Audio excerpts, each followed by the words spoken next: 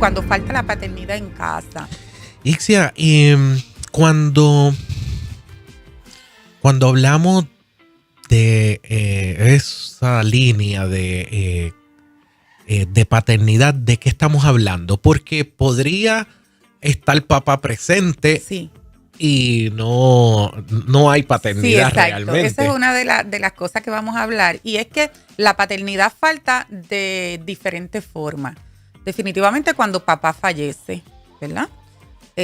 O cuando padrastro que tomó la figura paternal fallece, porque ciertamente la paternidad no viene tampoco de quien engendra. Uh-huh. O sea, eso le digo que sí es profundo, ¿no? La paternidad es otra cosa, es esa responsabilidad que toma el hombre como sacerdote y esa postura, ¿verdad? De darle a ese niño, llenarle ese vacío de lo que es, ¿verdad? Ser un padre para él. La paternidad también puede faltar en los divorcios, que muchos padres se divorcian de las madres y también se divorcian de los hijos. Y ciertamente la paternidad falta cuando papá está físicamente pero no está emocionalmente, que fue básicamente en algunas áreas lo que me pasó a mí, ¿verdad? Mi papá era un hombre muy trabajador, pero también era muy adúltero, muy alcohólico. Así que él estaba viviendo en mi casa, pero a veces se desaparecía semanas o fines de semana. Así que nosotros somos 5 hermanos y crecimos, ¿verdad? Sin esa figura paternal de cuidado, ¿verdad? Y así que yo vengo a hablar desde la vivencia. Para mí no es una teoría, ¿verdad? Sino es un hecho de que eso pasa. Entonces, cuando un niño crece sin esa paternidad, pueden faltar muchísimas cosas, ¿verdad? A nivel emocional, crea un vacío profundo en el corazón de ese niño o de esa niña. Y en especial, como en mi caso, en el caso de las niñas, nosotras comenzamos a buscar esa paternidad en lugares donde no debemos, ¿verdad? Yo me escapé de mi casa a los 14 años. Yo caí embarazada a los 15 años. Luego caí embarazada de otro hombre a los 18 años. Luego caí embarazada de otro hombre a los 25. En un momento dado de mi vida, ¿verdad? Ya en el evangelio, aunque todo esto fue en la iglesia, pero pues pasaron muchas cosas. Yo comencé a orarle al Señor y decía, Dios mío, yo necesito que tú me reveles por qué me pasó esto en mi vida, por qué yo escogí a hombres y hombres, Esteban, mayores de mí, 14 años, 15 años, 10 años. ¿Por qué esa inclinación? Y el Señor me reveló que yo lo que estaba buscando era un padre. Yo no buscaba sexo, yo no buscaba otra cosa. Yo buscaba los brazos de mi padre en brazos de otras personas equivocadas. Y quizás, ¿verdad? Como yo pasé esa situación, hoy hay muchas pasando también, incluso hombres, ¿verdad? Que quizás buscan ese refugio en las drogas, en otras cosas, y no sabemos qué realmente, cuál es la raíz por lo cual llevó a esos niños a convertirse en los hombres que son hoy. Hay una serie de cualidades que si faltan, hay un efecto directo en esos chicos, y como dijimos, no falta de ese hombre, es falta de esa paternidad, de esas cualidades que a lo mejor van a afectar directamente. ¿Cuál podrían ser ese impacto? Mencionaste ya algunos,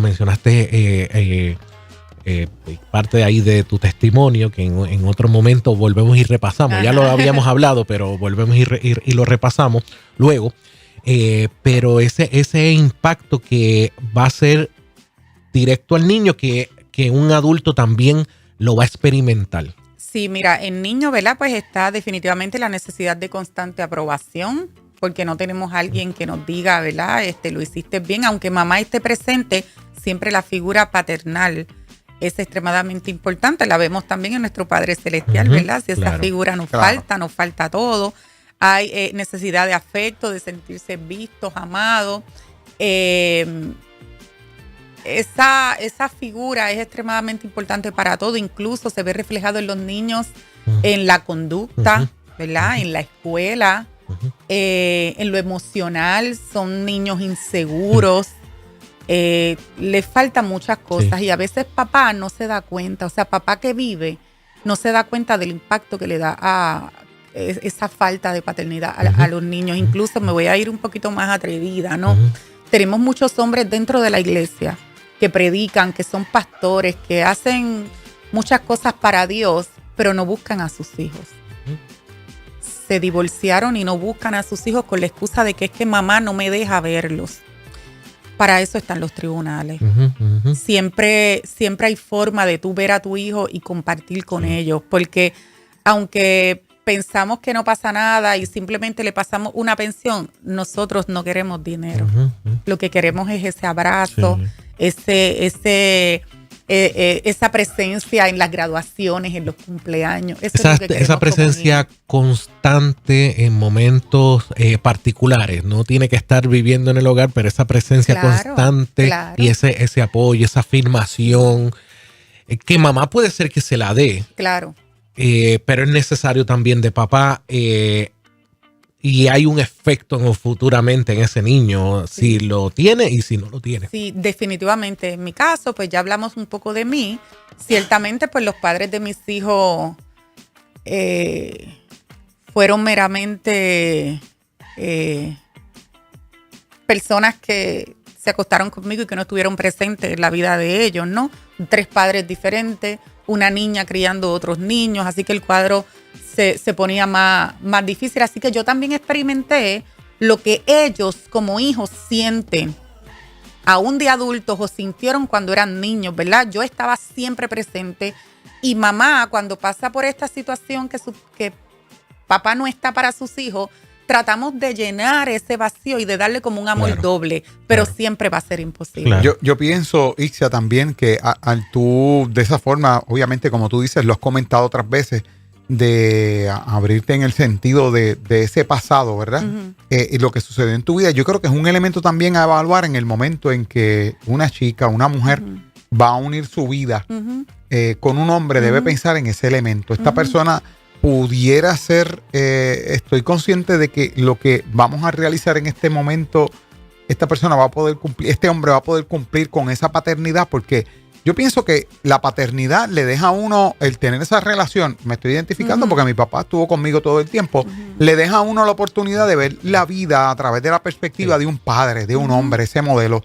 Yo creo que es un elemento que hoy en día no se está tomando en consideración con la envergadura que tiene. Te estás uniendo en una relación, estás pensando en que si hay un hijo o viene un hijo o una hija, esta persona reúne los requisitos o tiene el nivel de compromiso para cumplir con una paternidad. Yo creo que es un elemento también bien importante. Sí. Importantísimo, y yo creo que la realidad es que yo creo que el 90% de los jóvenes que se casan no piensan, ni siquiera hablan de cuántos hijos vamos a tener, si vamos a tener, si tú quieres pero yo no quiero.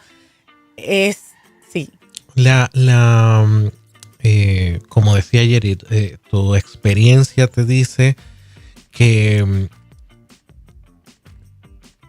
va a haber un vacío si no hay esas características de paternidad, que hay unas consecuencias, y creo que de alguna forma lo hemos visto en muchas personas. ¿Cuán consciente una chica, una mujer está de esto, especialmente cuando tienen hijos y van a asumir una relación nueva? ¿Están tan conscientes de esta realidad o velan por estas cualidades? Según tu experiencia, tú que bregas con tantas damas. Sí, lo que pasa es que si tú no sanas, tú vas a seguir repitiendo patrones. Okay. Y entonces empeora más la cosa. Incluso hay niños que se criaron sin un padre y lamentablemente repiten ese mismo patrón. Okay. No siempre son capaces de decir, ok, yo no voy a repetir lo que papá hizo conmigo, ¿ves? Okay. Entonces yo creo que la ayuda es bien importante. No somos menos yendo a un psicólogo o a un psiquiatra o a un pastor, o ¿verdad? Buscando esa ayuda. Porque tenemos que detener lo que son los patrones, y si vamos más allá, ¿verdad? Lo que hablamos de, que eso es otro tema, pero también va junto, lo de las maldiciones generacionales y demás, que como bien sabemos, no tengo tiempo de decir todo mi pasado, ¿no? Pero yo creo que también el yo poder hablar abiertamente de esto es también sanador. Y muchas veces las mujeres o los hombres que han pasado por algo tan doloroso como es la falta de paternidad, se sienten culpables y llenos de vergüenza. Cuando saben la realidad. Claro, y no tenemos culpa. O sea, nosotros como niños no hicimos nada para que papá no estuviera. Y entonces eso agrava más la situación. En el caso de mis hijos, como dije, los papás fueron papás ausentes. Y para mí fue bien difícil en todas las áreas, económicamente y demás. Y entonces, pues todo eso los niños lo ven. Gracias a Dios, mis hijos, los 3 son profesionales, son muy buenos, nunca se refugiaron en las drogas ni nada, pero yo estoy bien consciente que en muchas áreas de su vida, ¿verdad? Quizás carecen todavía de muchas cosas que yo estoy bien segura que fue por la falta de paternidad. Ahí también juega, y vuelvo, repito, podemos hablar en muchas áreas, pero también juega un rol ese abuelito que sabe que esas características o esos detalles no están, ahí hay un vacío. A lo mejor puede ser tío, claro. No sé, algún familiar alrededor de esos niños que detecte, mira, aquí hay un vacío y pueda. A lo mejor no va a sustituir nunca a papá, ¿verdad? Pero puede ayudar a mitigar, a amortiguar el cantazo. Y lo digo por experiencia propia. No tuve un papá con esa presencia activa en muchas áreas. Pero hubo un abuelo que estuvo ahí, constante. Yo no puedo, no me siento que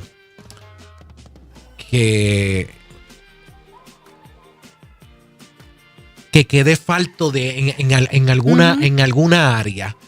Que me hizo falta, sí, a lo mejor me hizo falta en alguna área, pero no siento que por el trabajo que hizo mi abuelo en mí, pues cubrió muchas de esas áreas.